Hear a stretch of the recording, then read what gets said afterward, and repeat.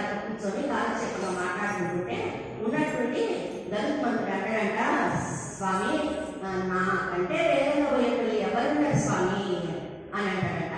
అవును నిజమే అంటే చక్రం అంటాడంట, అసలు నాకంటే బలవంతుడు ఎవరున్నారు, నేను పోతే కసక్తి తీసేయడమే కదా తల, నన్ను మించిన వాళ్ళు ఎవరు ఉండరు అంటాడంట చక్రం.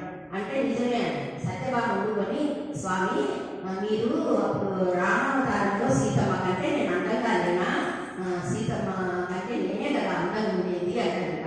అవును నిజమే సత్య అని వీళ్ళకి ఇప్పుడే వీళ్ళ అలంకారం తగ్గించాలని చెప్పేసి ఎంబడి గరుత్మంతుడితో అంటాడంట, గరుడా నువ్వు వెళ్ళి హిమాలయ పర్వతాలలో అక్కడ హనుమంతుడు తపస్సు చేసుకుంటున్నాడు, వెళ్ళి వారంలో సీతారాముడు వచ్చినారు మీరు రమ్మంటున్నారని తీసుకురావాలంట. అంటే సరే ఒక్క నిమిషంలో పోతాడు, అంటే మీరు ఇక్కడ ఒక్క నిమిషంలో రావాలా ఇప్పుడు ఉన్నట్టు అని చెప్తాడమ్మా.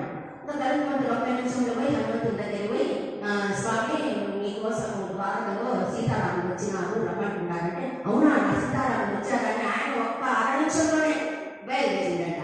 బయలుదేరి వచ్చేసిందట. వచ్చి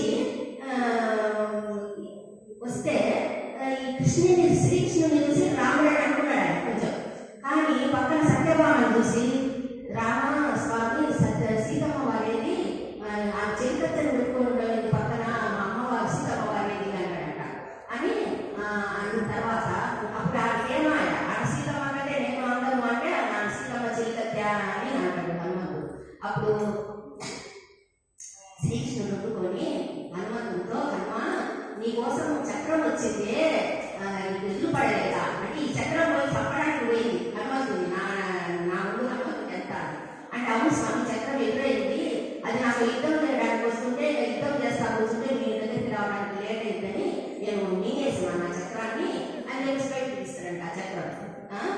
అప్పుడు అర్థమైంది అన్నమాట వాళ్ళకు మనము ఎంత అలంకారము అనేది ఉంది మనకు అని. గరుత్మంతుడు ఆ చక్రము వాళ్ళు క్షమించండి అని స్వామికి క్షమాపణ అడుగుతారనమాట.